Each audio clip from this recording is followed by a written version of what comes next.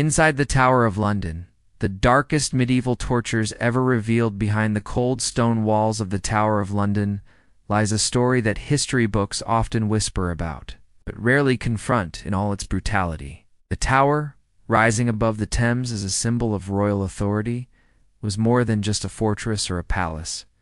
It was a place of shadows, a labyrinth of dungeons and chambers, where power revealed its darkest face. Here, prisoners were not only confined, they were broken. Their bodies, their minds, and even their very humanity were stripped away through methods of torture so cruel that they still horrify us today. In the medieval world, punishment was not simply about law and order.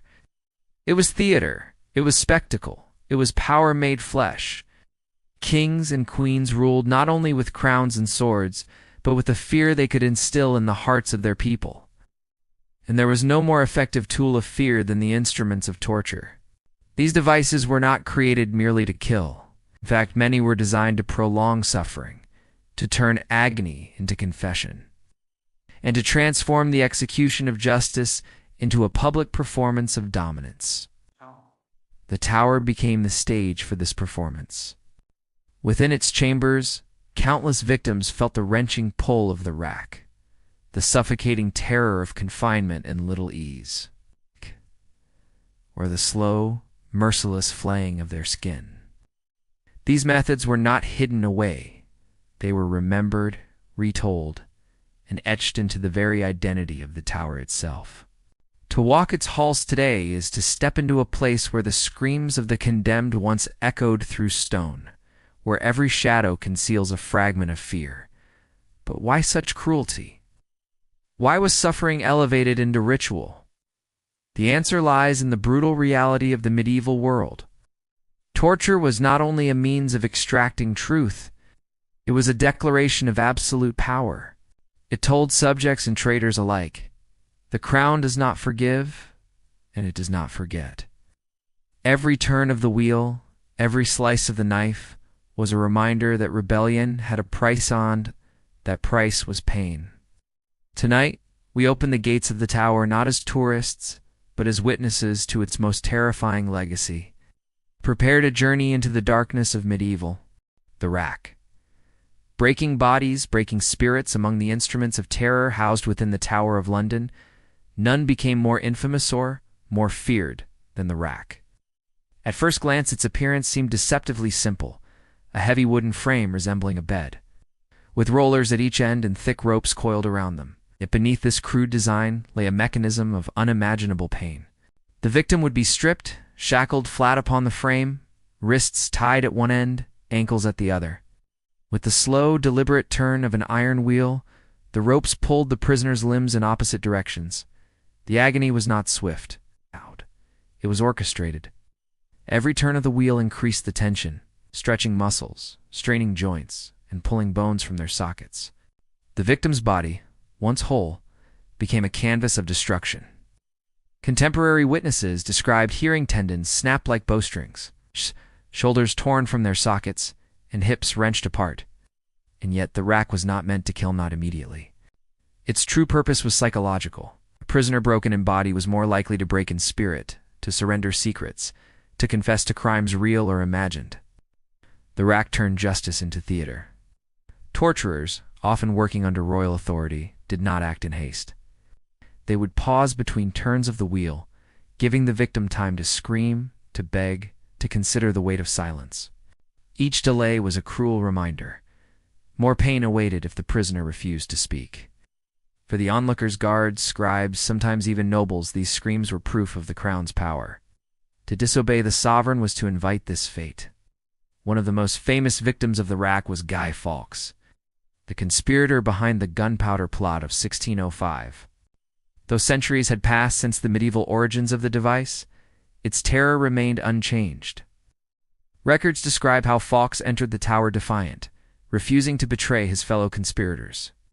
But once stretched upon the rack, his resistance crumbled. His confession, scrawled in trembling, broken handwriting, survives as proof of the rack's effectiveness. It was not truth that the device sought, but submission. The symbolism of the rack reached far beyond the dungeon walls. It became a metaphor for absolute authority, the idea that the crown could quite literally pull a man apart if he resisted. For centuries, the rack represented more than torture.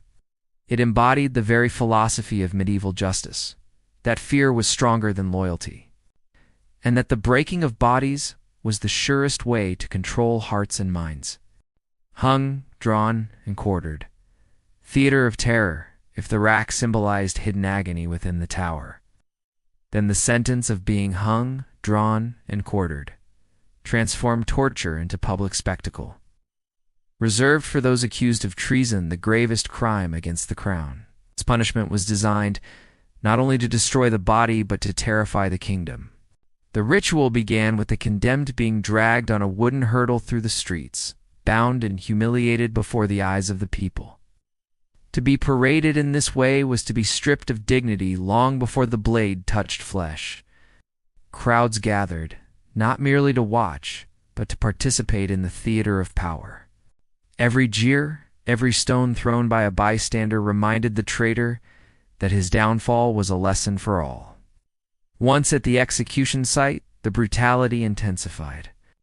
The prisoner was hanged, but not until death. Instead, the rope would strangle him until he hovered at the edge of unconsciousness. Then the executioner cut him down. Still alive, he was then disemboweled, his stomach slit open, and his organs pulled from his body. Some were burned before his eyes. Finally, the body was hacked into 4 parts, and the head severed. These pieces were displayed on city gates, bridges, or other public places. A grisly warning that loyalty to the crown was non-negotiable. Such punishments were not unique to England, but in the Tower of London, they took on symbolic weight. Here, justice was not private, it was spectacle. The condemned man's body became a stage, his suffering a sermon preached to the people without words. To betray the sovereign was to sacrifice not only your life, but your very identity, your body dismantled, erased, and scattered to the winds. Accounts of these executions remind us of the psychological terror they produced.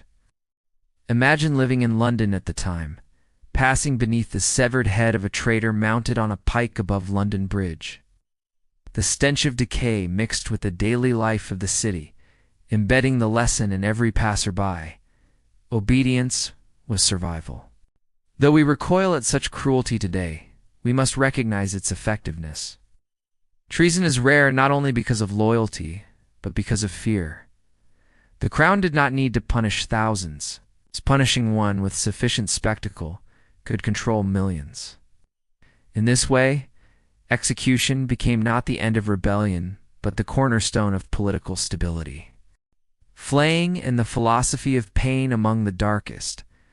Punishments whispered in medieval chronicles was flaying the slow and deliberate, removal of a person's skin while still alive. Unlike the rack or execution, which at least offered eventual release in death, flaying was designed to prolong agony to the very limits of human endurance. The victim would be bound tightly, often in a public square or dungeon chamber.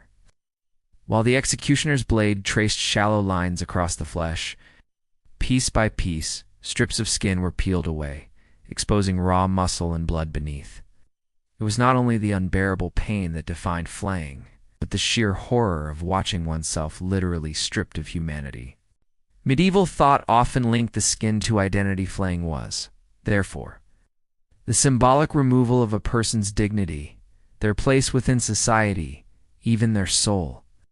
Chroniclers tell of rulers who ordered flaying not merely to punish, but to make examples. In some cases, the flayed skin of a traitor was nailed to city gates or draped upon the chair he once occupied in office. A macabre warning that corruption or treason would not be tolerated. The executioner became both butcher and artist, crafting a lesson in flesh. What makes flaying so chilling is its philosophy. Unlike other forms of punishment which sought confession or deterrence, flaying was about erasure. It declared that the victim was no longer human, but raw matter, a cautionary display for others. It blurred the boundary between justice and cruelty, showing how power, when unchecked, can descend into ritualized sadism. The Tower of London itself may not have witnessed frequent flayings, yet the stories surrounding them seeped into the lore of torture associated with the medieval world. For those imprisoned within its walls, the very knowledge that such punishments existed was enough to break the will. Fear of pain is powerful, but fear of being reduced to something less than human is absolute. When we reflect on these punishments, we see more than cruelty, we see the mechanics of power. Torture was a language spoken by rulers to their subjects, and its vocabulary was pain. Through flaying, through the rack, through executions, both public and private, the medieval state declared its dominion not only over life and death, but over the very definition of humanity. In the end, these practices remind us of a disturbing truth, that under the weight of authority, suffering can become ritual, cruelty can become law, and humanity can vanish within the stone walls of a prison. The Tower of London stands as a monument not only to history, but to the darkest potential of power itself. Power, fear, and the legacy of pain, the Tower of London still stands today, its white stone walls gleaming in the heart of modern London. Tourists flock to see the crown jewels, the ravens, and the ceremonial guards who patrol its grounds. To many it appears simply as a relic of medieval architecture, a castle frozen in time. Yet beneath its stones lies a far darker legacy, one carved into the flesh and screams of countless souls who once entered and never left. The tortures we have explored: the rack, the punishment of being hung, drawn, and quartered, and the unimaginable horror of flaying were not isolated acts of cruelty. They were deliberate tools of statecraft. These punishments reveal not only how medieval rulers sought to maintain order, but how they understood human psychology. To control a kingdom, it was not enough to wield armies or to issue decrees. True power required obedience rooted in fear, and fear was most effectively instilled through public displays of suffering. In this way, torture was both private and public. Within the tower's dungeons, confessions were forced through the breaking of bones and the stretching of tendons. Outside its gates, executions transformed human bodies into messages for the masses. A traitor set on London Bridge, or the echo of screams from a chamber deep within the tower, sent the same chilling message. The Crown's authority was absolute, and resistance meant destruction. What is most disturbing, however, is how normalized this cruelty became. For medieval society, pain was not simply punishment, it was moral theater. To watch a man quartered was to see justice made visible. To hear of a skin nailed to a city gate was to feel the presence of royal power in every street. Such acts may appear barbaric to us today, but they functioned as pillars of governance in their time.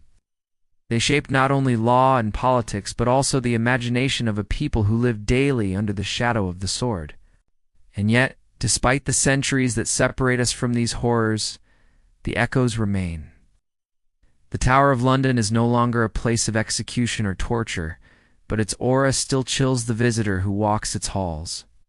Guides whisper of rooms where no prisoner could stand or sleep, of racks that pulled men into pieces, of cries that lingered long after the condemned were gone. Even without the instruments, the memory of cruelty endures. There is a lesson here for the present. History reminds us that when fear becomes the foundation of power, humanity itself becomes fragile. The medieval world may be gone, but the temptation to rule through intimidation, through violence, and through the breaking of human dignity has never disappeared. The Tower warns us not only of the past, but of the dangers that arise whenever authority is allowed to eclipse compassion. As we leave these walls behind, we must remember the men and women who suffered within them, those whose names were lost, whose cries were ignored, whose bodies became symbols of power. Their torment was real, their agony unthinkable, and yet their stories continue to speak. They remind us of the thin line between justice and cruelty, between law and tyranny. The Tower of London is not just a monument of stone, it is a monument of memory. It forces us to ask uncomfortable questions. How far can power go before it ceases to be legitimate? What happens when rulers use suffering as their language? And, perhaps most haunting of all, are we truly free from repeating such darkness in our own time? In the end, the Tower's legacy is both a warning and a mirror.